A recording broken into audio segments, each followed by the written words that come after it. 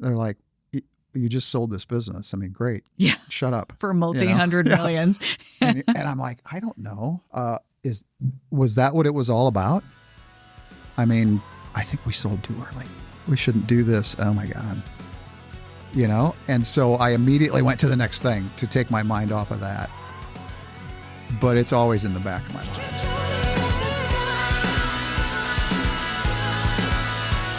All right. Well, welcome back to From Grit to Growth, where we take away those glossy founder stories and get down to what's real.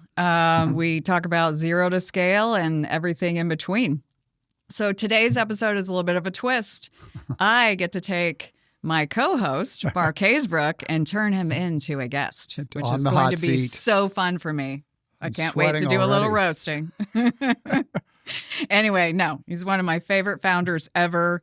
I'm excited to welcome him. We, particularly Mark, but I was also a part of Hayneedle. Mark founded Hayneedle when there was no Shopify, there was no Klaviyo, there was no social media, and there was no attribution dashboard for sure. So I want to talk a little bit about the pre-Hayneedle days with you. Okay. How you got to that hammocks.com right. kind of situation. So let's talk about the origin of Hayneedle. Sure. Tell us about, you and the other co-founders, I think, were essentially had left giftcertificates.com. Right. Another success story we should talk about someday. But, and looking for your next adventure. Right. So then what happened? Well, so we came off there was a company that we had started called giftcertificates.com, and we sold gift certificates online, and it sounds, pretty unsexy, but the premise of the business, we would buy gift cards from retailers, and at a discount, we would sell them for face value. I mean, that was basically it. And the business scaled. It did very well. This was the late 90s, so basically when the internet was just being invented. And we did everything possibly wrong that you could do with how to fund and scale and grow that business, because there just wasn't a playbook that we could turn and look to someone and say, could you show us how to do this? And so we sort of just, felt our way through this thing. But then it really started to grow, and we raised a bunch of money. We got diluted down. We decided to try and go public. Bear Stearns was our underwriter, the old Bear Stearns, and people have to Google that, like, who's Bear Stearns? And it was a crazy time, but we couldn't have timed it any worse, and the whole thing just blew up. Basically, the dot-com bubble burst. We had a front row seat to this thing, and it went away. And so we had to come back and with our tail between the legs and just say, we got to bring this thing back to Omaha, because we had offices in, the World Trade Center. You did. Yeah. That's right. We had offices in Seattle and New Jersey, and we had this elaborate security warehouse in New Jersey. It was all this crazy, crazy stuff. Billboards in Times Square, and Sophia Loren as our spokesperson, and just crazy stuff. Anyway, so we wrote this thing and said, look, here's what we got to do to this business, and let's shrink it. Let's not be this go to the moon company. And our board said, no, we're going to keep going. Kind of patted us on the head and said, thanks for your advice, but we're going to keep doing this. And so it was a little bit of like, wow, what a great, fun success. And then all of a sudden, well, we're not in control of our own destiny anymore. And so we decided to leave. I had 6 kids at the time. I didn't have the luxury to say, well, I'm just going to go get a job because I'm inherently unemployable. I just am not someone that follows the rules very well. Aren't we all? Very true. Us entrepreneurs. And anybody listening to this is just like probably nodding, going, yep, that's me. But I was literally on my last day at gift certificates. The phone's ringing like crazy, and I answer the phone. It's like, okay, gift certificates, how can I help you? And this guy's talking about his business that he has in a little town called Yelm, Washington. And it's called hammocks.com. And, we had been through the ringer. It was February. It was, sleeting and cold and dark. And you just were like, what am I going to do with my life? And I hear this guy say hammocks, and I just go, oh man, that sounds so great. I just want to lay in a hammock right now. And I'm talking to him about his business, and he wants to be an affiliate. It's the last thing I want to be doing right now. But I kind of go, what are you doing with this business? And he said, I don't know. I'm not sure what I'm doing. I want to build a drum studio in my basement. He said, that's my goal in life. And I said, well, sell your business to do that. Just kind of making it up. And he goes, yeah, I'd love to do that. I mean, you know anybody that would buy this thing? And it was a crummy little business, Jennifer. It was, I mean, he had built it, in his view, up to about $50,000 in revenue. And he had, I pull up the site and I'm looking at it. I was like, I was like, Dave, this isn't that great of a website. He goes, I know. We got a lot of work to do. It has these tiny little pictures. And like you said, there just wasn't a lot of stuff available to build elaborate websites. And anyway, he goes, you know anybody that might want to buy it? And I have no money. And I just said, sure, I'll buy it. I mean, what do you want to sell it for? And one thing leads to another. And I'm like in the hammock business. And I called my co-founder from Gift Certificates. I said, hey, I got the next thing we're going to work on. He goes, what is it? I said, hammocks. He goes, I'm in. I think he thought I said Amex, like American Express. But nevertheless, so here we were in the hammock business. And quite honestly, it was something that I was thinking of, this will be sort of fun. And it's going to be a nice bridge to maybe getting a job at IBM or something. I really didn't know. And we ended up taking this little business. We officed out of Barnes & Noble, out at the Crossroads.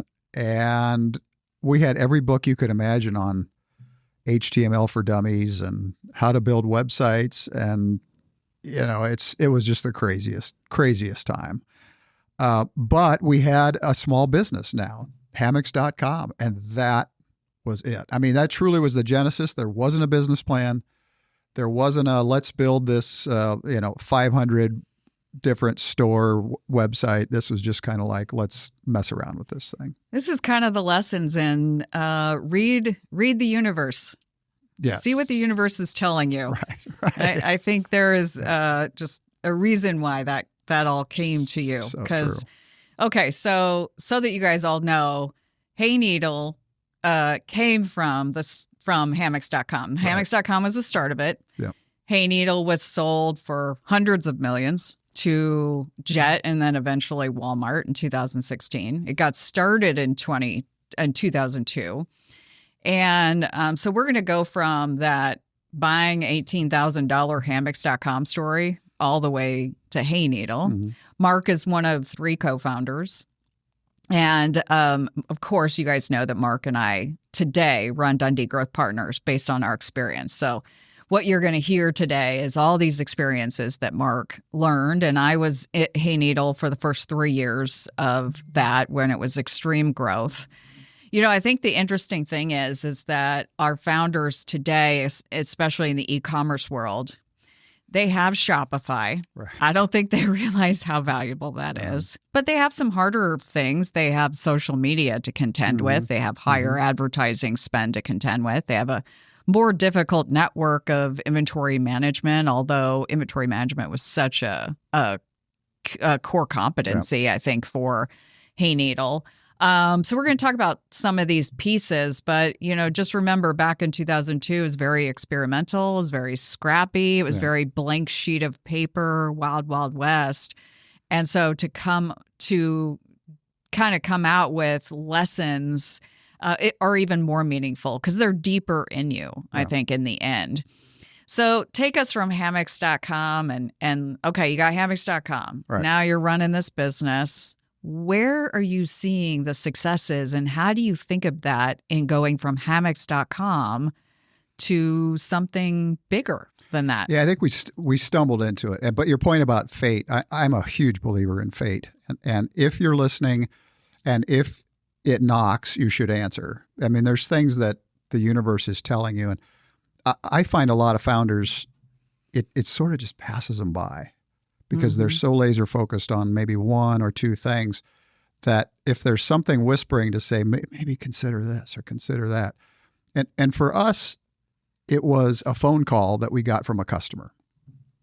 This customer had purchased a hammock.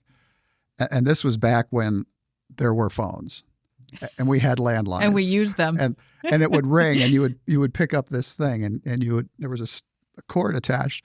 And so we would answer. And this guy goes, hey, I got my hammock. I love it. It's great. Thank you. Do you guys sell porch swings? And we looked at each other and kind of went, oh my God, porch swings. And I reach across the table and I kick Doug and I just go, hey, look up porch swings. And so I get this guy on the phone and meanwhile he's looking at him, he's like, it's available. I mean, the domain's available. Porchswings.com. Porchswings.com. Yeah, because, side note, we had determined that the plural nature of the word made a lot of sense to people searching at the time on Google for a product. So they never really typed in hammock or porch swing. They'd type in porch swings.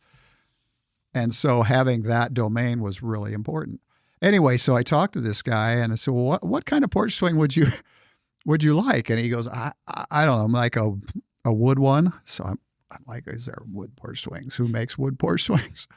And I find this little manufacturer and they've got their catalog. I said, oh, would you like probably an oak porch swing? He's like, yes, great, oak. And then I was like, oh my God, they're 6, they're 7, they're 8 feet long. What length would you like? And the guy goes, hey, are you in this business or not? Like, of course we're in this business. I said, how about a 6-foot porch swing, oak? And he goes, perfect. And I was like, how are you going to hang it? And he's like, God, I don't know. Just however you hang a porch swing, throw the stuff in the box and send it to me. And that was our first porch swing sale. Meanwhile, you're seeing the writing on the wall, right? People don't know this stuff. Yes. This is an opportunity. Right. And so we drove around Omaha and we had a notebook, which I still have, this yellow legal pad, and we peeked over people's fences and looked in their backyard. I was like, oh my God, wind chimes. Okay, windchimes.com. Oh my gosh, yeah, Adirondack chairs, patio umbrellas, patio furniture. I mean, you name it, anything for the backyard. And we just assumed the backyard was the thing because that's what we started with. And all these URLs, websites were available. Right. Yeah. Yeah. So you knew you were onto something at that point. Let's just buy them. It was, I remember we had a conversation like, do we have enough money to buy these? They were like $7. I said, should we do that? Oh my God, if we buy 100 of these, flow. Put them on my credit card, and let's spread it out. We can pay it over 3 months. Yeah, so we then just had this laundry list and then determined, okay, where do we find the manufacturers for these things? And then how do we convince these manufacturers to do business with us? And that just was a system first to determine that.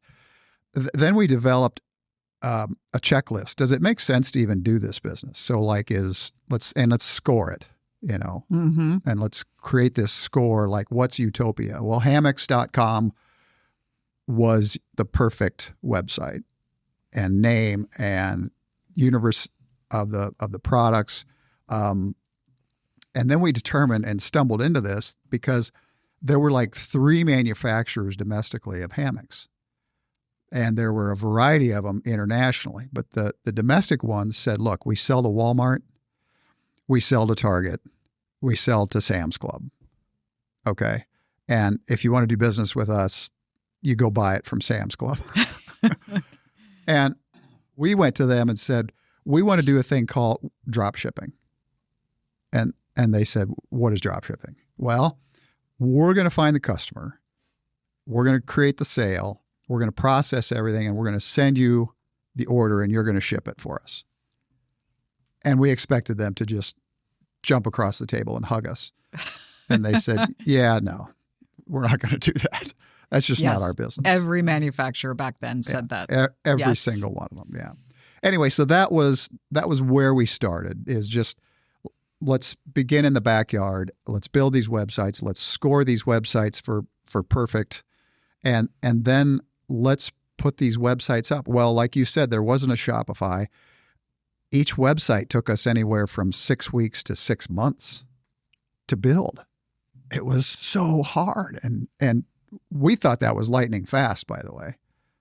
Like, wow, we got this one up in 2 months. Yay for us. And so it was very difficult to get those. But across the hammocks.com original website,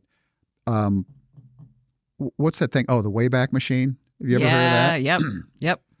It's a kick to go back and look at hammocks.com, the Wayback Machine. Yeah, it is. If you haven't seen that, check it out. I think it's waybackmachine.com. It might be.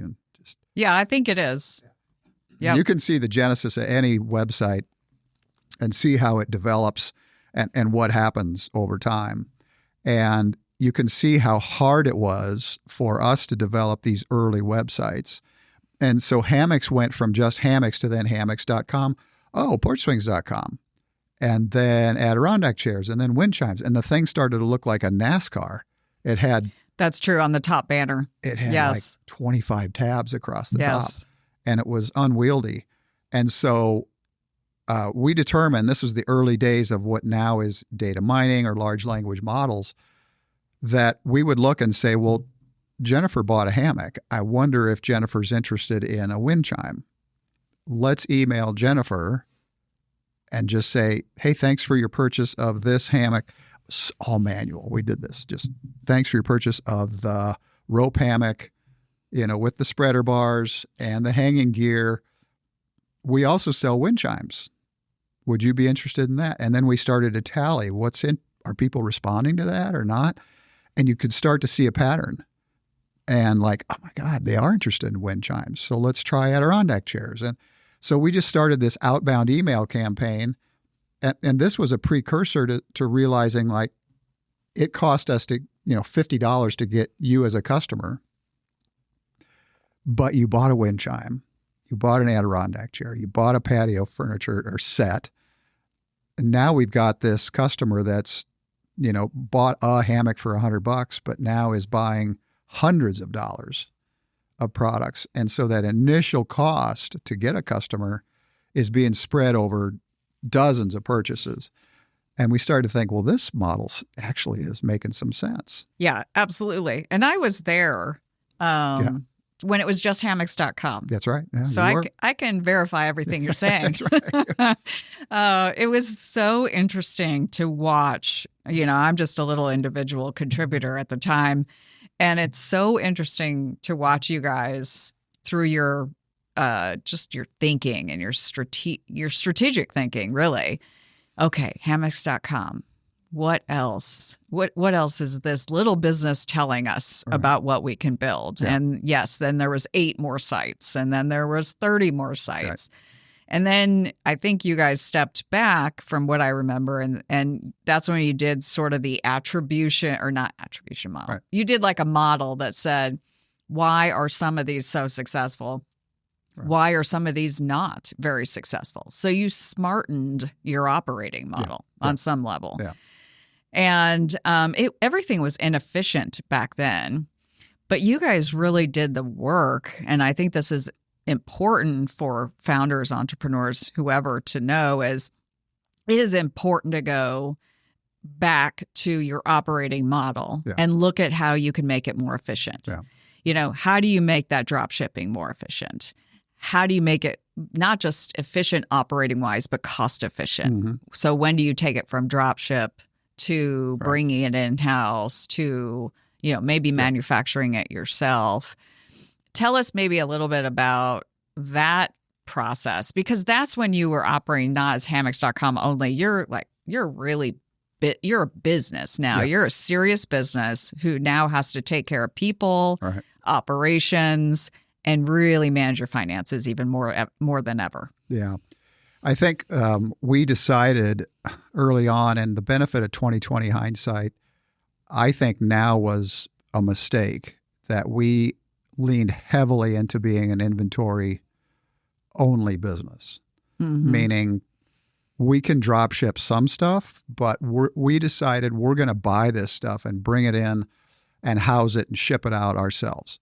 Why? Because the margin on the inventory was so much greater than just drop shipping that the risk to allocate that capital to buying all this stuff would far outweighed the drop shipping benefit. But we were a sales and marketing business. We were not a logistics business. Yeah, your core competency wasn't warehousing. Not at and all. people don't think of the actual risk of dead inventory. Yeah. You know, so. And so we made that decision. I think it was probably the wrong decision because now your capital is going more towards just inventory versus people. To have someone like you that does, just creatively solving problems at an early stage company versus let's take all this money and buy inventory. Really, it requires way more capital.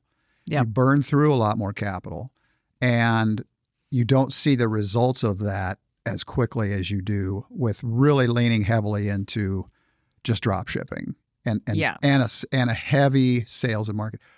We figured out early on how to acquire customers and keep customers and just kill them with service. And that's really the thing when you as a founder are thinking, am I going to do this or am I going to do that? Those key decisions are really important, and just be sure to weigh those out. That's for sure. So anyway, we decided to do that. And as we scaled, again, another fateful moment was when a customer called and said, we're redoing our rec room. And gosh, I got a whole bunch of patio furniture from you guys, but I noticed you don't sell bar stools. And we were like, bar stools? What do you mean? And I know what they are, but, and he said, well, we have this thing and it's got a counter and we need 4 bar stools. And it was like another lightning bolt, like, God, people don't buy just one bar stool. They don't. So you're listening to your customers still, and they're still helping you and they're helping form us. this business. Exactly. Yeah. So barstools.com was really the next precursor to the inside of the house. And it's like, my gosh, the rec room is an area we just haven't even thought about. Well, what about the kitchen? The kitchen, obviously, it's where everybody lives. From pot racks to, you name it, anything for the kitchen then became a store for us. And we called them stores because each website was something that was specific to that product. So it's not like you had bar stools and then you could buy snow tires. It's like somebody dropped you in a bar stool store. Right. And you're like, wow, everything I want to know about bar stools is here. The other thing that we didn't realize, but, we had a very creative team. People wanted descriptions and they wanted photographs. And I can't explain it enough how hard that was to do back then, because typically it was like bar stool, picture, white background, and that was it. I was your local photographer. I don't know if you knew. That's yeah. right. Yeah. At least for hammocks. Yeah, so totally, if anybody goes the Wayback Machine, those photos are by your host, Jennifer D'Amata. That's right. It was hard. We were scrappy. Yeah. We carried multiple roles. Yeah. People did just what had to be done. But you're right. Descriptions, all along the way, you guys are learning. E-commerce is evolving, but you're also helping it evolve. Yeah, I think we had some sort of an impact on that because we were one of the first to actually have long-form content around a product. So instead of, it was always like hammock, 6 feet long, rope, package. And people are like, what is this? And we wrote descriptions.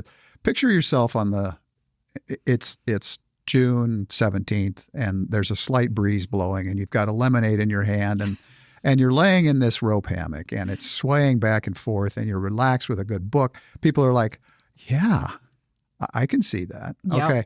So the long form content, then all of a sudden it was like Google saying, well, all these keywords are really important in here. Let's boost them up. And, that was back in the day when you could buy the top 2 spots And you remember the banner on the side? The banners. Yeah, so you had the banner, and then you had the organic section. And boy, if you could get that triangle, that was money. Yeah. So if you're first here, and then organically Google says, well. Oh, that's right. Yeah. You could buy multiple spots. Right. This is just when Google was starting to do paid advertising. Yeah. Wow, this is certainly way back. Way This is back. certainly cool. But I Yeah. think the lesson is that you got to keep your eyes and ears open everywhere for the evolution, whatever piece of the evolution you're in at that point. Yeah. So we ultimately took the hammocks site down, and we came up with a name for what should this brand be, because people were coming to this mysterious brand, but through a variety of channels. Mm-hmm. Oh, I bought a porch swing. Now I'm going to come through porch swings and go over here and buy a pot rack. It was just this weird thing. And we had a contest inside our company. So what should we name this thing? I can't remember who it was, but somebody came up with net shops. Yeah, I don't remember either. And we were like, that's just so simple and so perfect. Oh, it was so great. Yeah. It's Yes. like, oh, we're the internet of shops. So we're net shops. Okay. Yeah. And it wasn't this, focus group, long drawn out thing. It was like so now you had this site where you could market net shops, but you could target specific customer bases for what they were looking for. So they would come to net shops, but then be able to be sort of guided by the hand over, why don't I take you to our outdoor shop? Why don't I walk you into our kitchen? Here's the bedroom, here's the rec room, garage. And we just over time kept buying up domains, building out stores, started to get better and faster at putting those up, putting the game plan together. How do we roll these out faster? What time of year, suppliers, the buyers were key people, the marketing and sales team, just, having this organically grow that way was so rewarding and exciting for a couple of reasons. We didn't know what we were doing. And so there were days where I would just kind of go, is this even working? I have no idea, but it sure feels like it is. And then we'd look at KPIs, and the KPIs for us were revenue, were customers coming to the sites, and conversions. And of course, over time, that all changed to a variety of things. It was like, but it's like any retail store. Are people coming in? Are they buying things? And are they coming back again? And we just did that over and over and over again. Yep. Sometimes you win by focusing on the basics repetitively and just improving the basics. Yeah, that's a good way to put it. Yeah, absolutely. So exciting. So we have net shops. Mm-hmm. We've also got 300 plus roughly individual websites. Yep. By the way, I'll just give a little funny story and give myself up here. So candelabras.com, I believe we had. Not sure it was our most successful, but I remember being in a conference room with Julie and her team. And I looked down and I'm like, what is Candle Bras? I literally said that. And I'm sure Julie, I don't know if Julie would remember this, but oh my God, probably Candle one Bras. of the more embarrassing moments of my career. So candelabras, in case you didn't know. But anyway, so you've got all kinds of different websites is the real point here.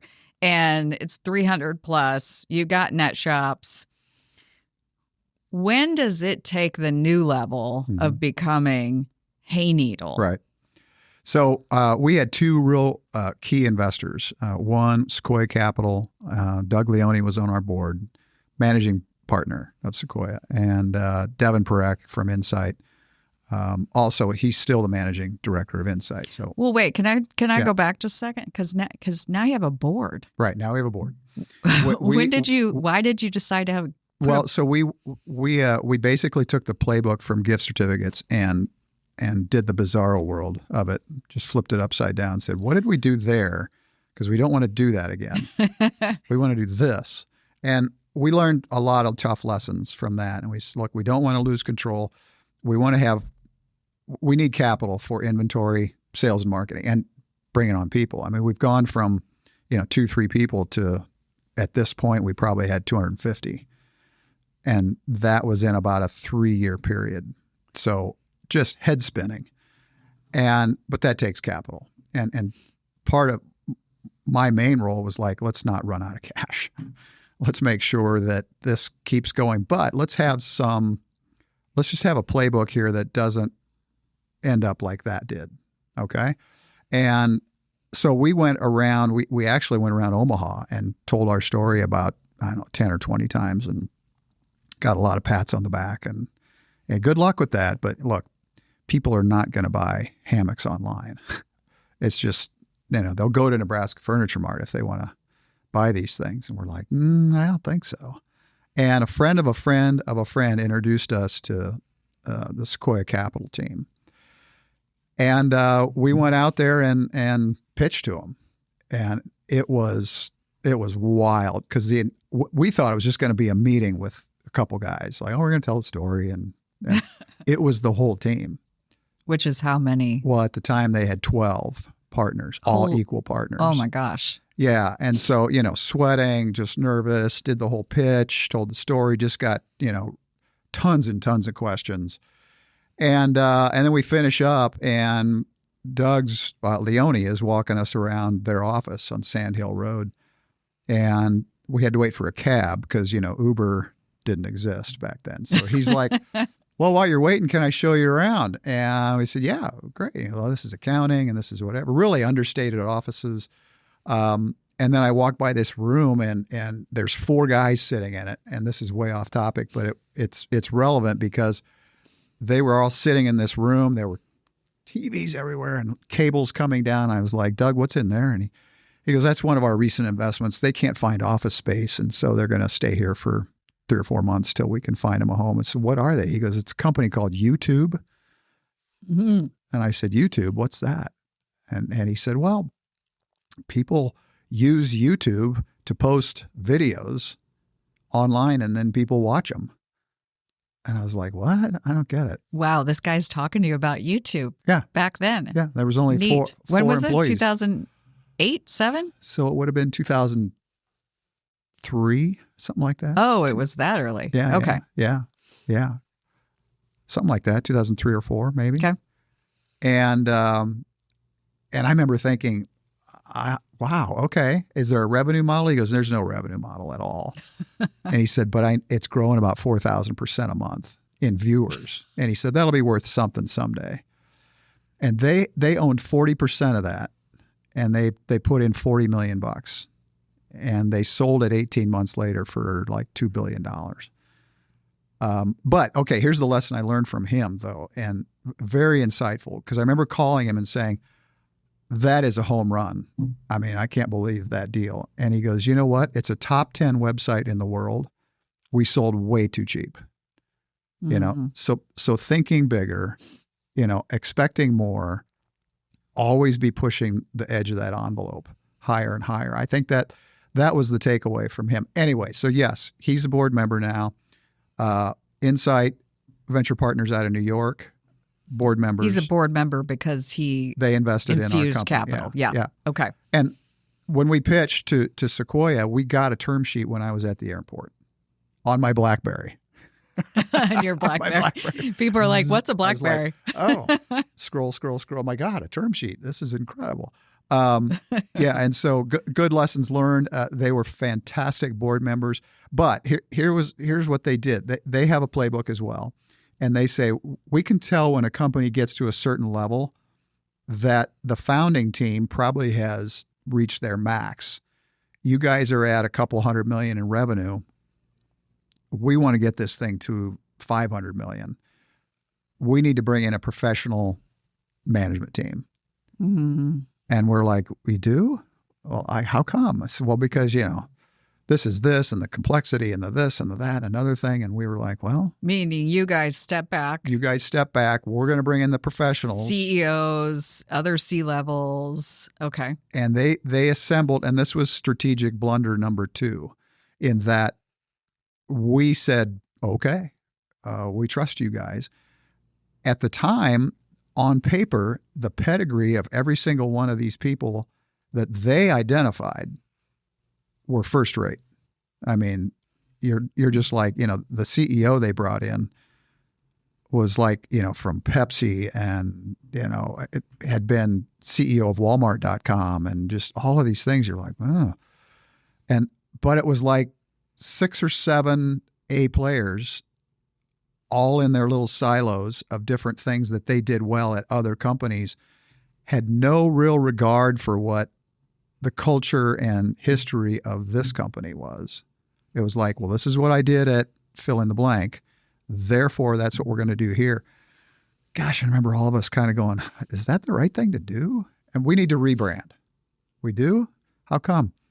Nobody knows what NetShops means. So we're going to bring in, and I forget the brand consulting firm, and they're going to do this, that, and another thing. And they came up with Hayneedle. They said, it's like needle in a haystack. Get it? It's Hayneedle. We're like, well, but NetShops is working. I mean, why do we want to spend $500,000 on this thing? But that was the decision. So you feel like an outsider kind of looking in, and you're sort of following your gut saying, is this the right thing to do? I don't quite know it. One thing led to another, and that team didn't work out. And so they got the band back together and said, okay, come on back. We're going to go work on other things. But they quite literally got the band back together 3, 4, something like 4 years. Yeah. 4 years later or something like that. But we continued to scale. We continued to grow. But we did have the recession of 2008.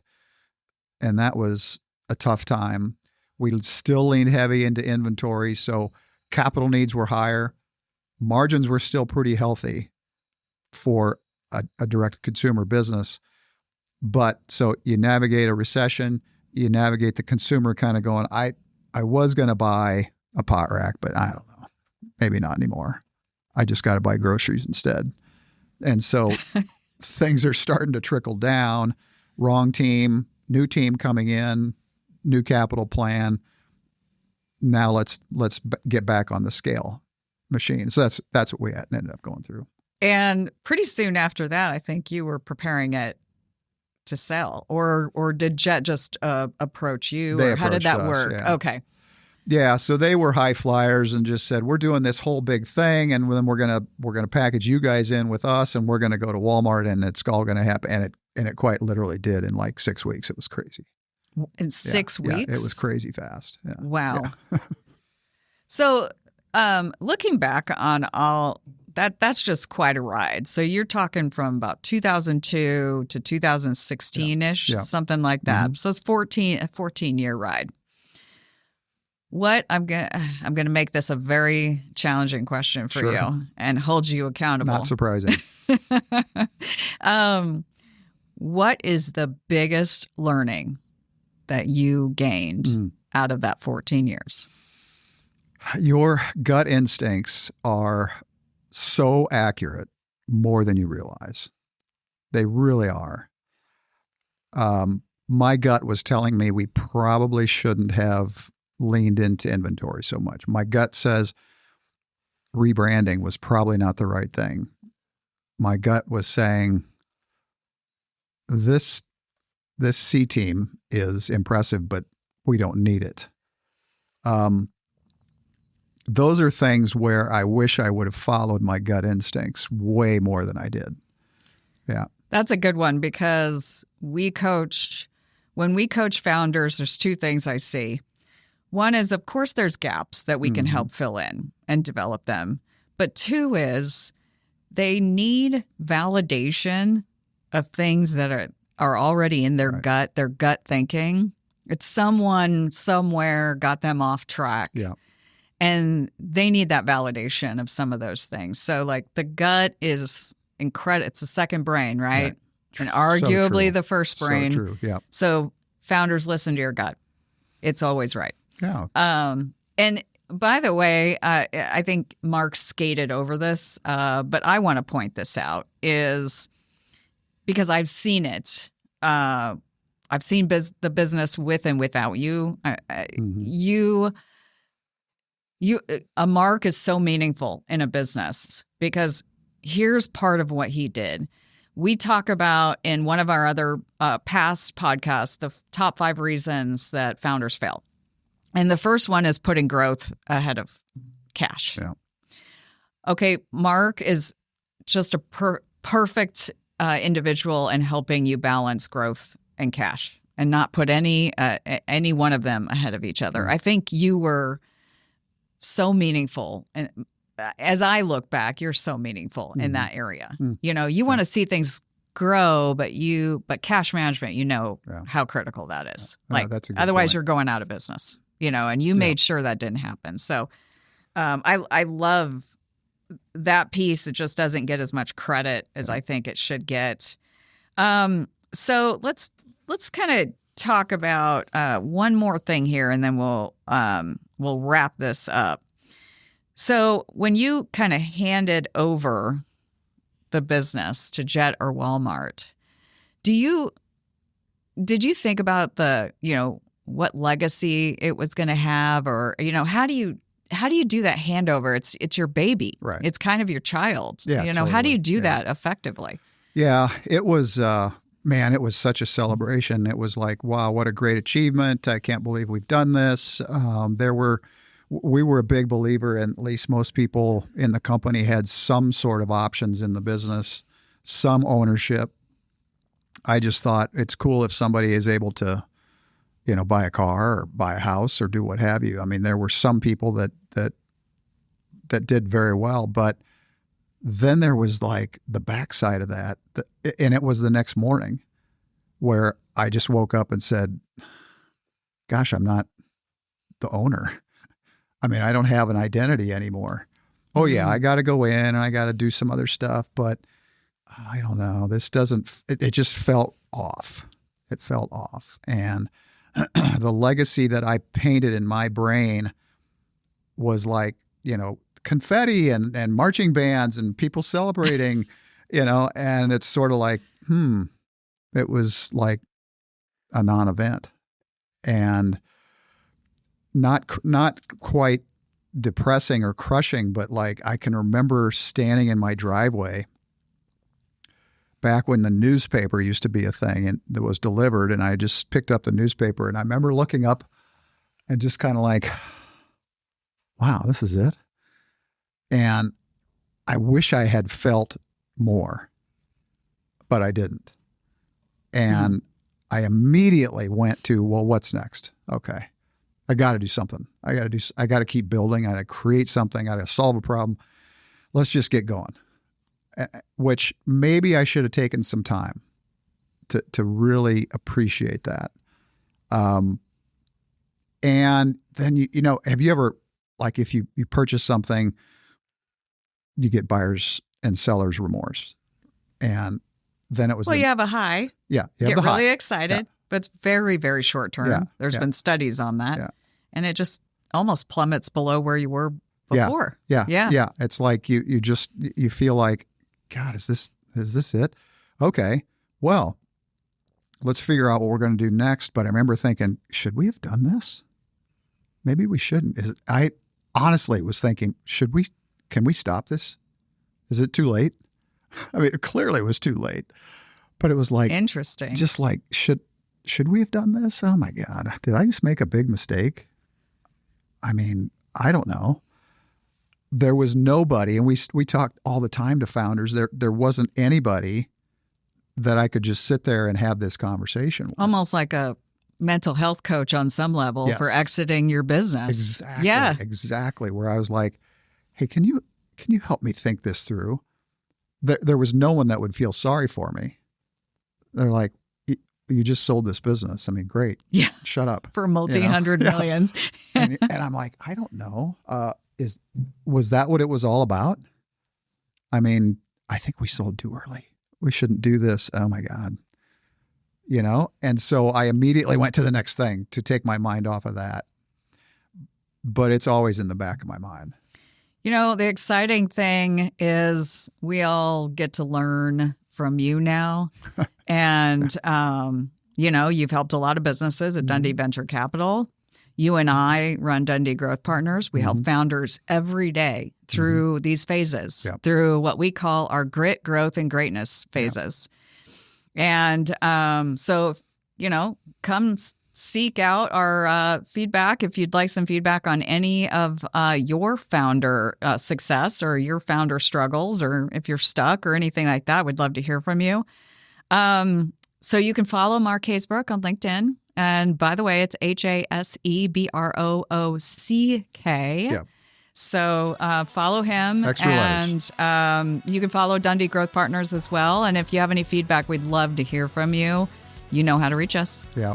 Thanks, everybody. Appreciate it. Reach out. Thank you.